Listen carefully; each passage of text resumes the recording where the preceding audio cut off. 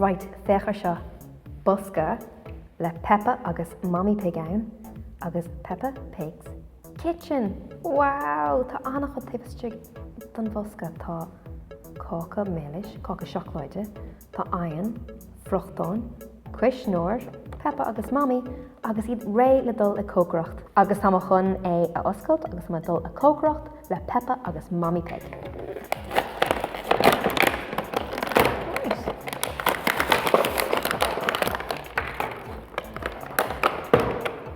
Right, siúd agus iad séir ón busca, so tá Peppa agus bran ar an hata eici, nach chuid sin cute. Oh, smála mé.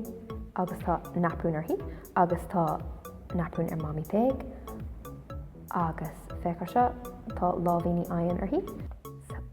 Agus bran seo, siúd é an cóca a rinne siad san aon. Peppa, fan, caiit é a riint. No, tógras ar. Well, is there go an cóca sin an das agus an millish. Cóca sioclaid, bra an sin agus mil seán ar a bhór. Peppa, dúirt na. Sorry. Nis. Cé dá atá seo, Peppa? Tá rá óbhagam agus mé á frocha. Den casamid ar siúl an hab.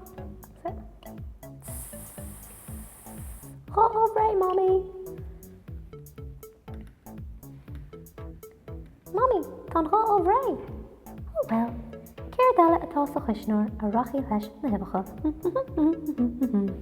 Well, an nach im againn, nó súráiste, nó cóca siocláid eile, agus maple syrup, céirte glossery, agus cariadí.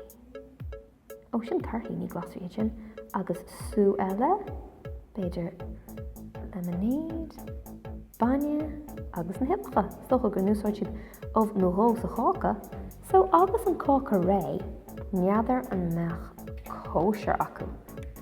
Tá kosher win, chuir gléachar mo chuid cóirde. Cóirde Peppa, cáhfuil sibh. TIÚIBÍNÍ! Féicear ar bhí sin eile.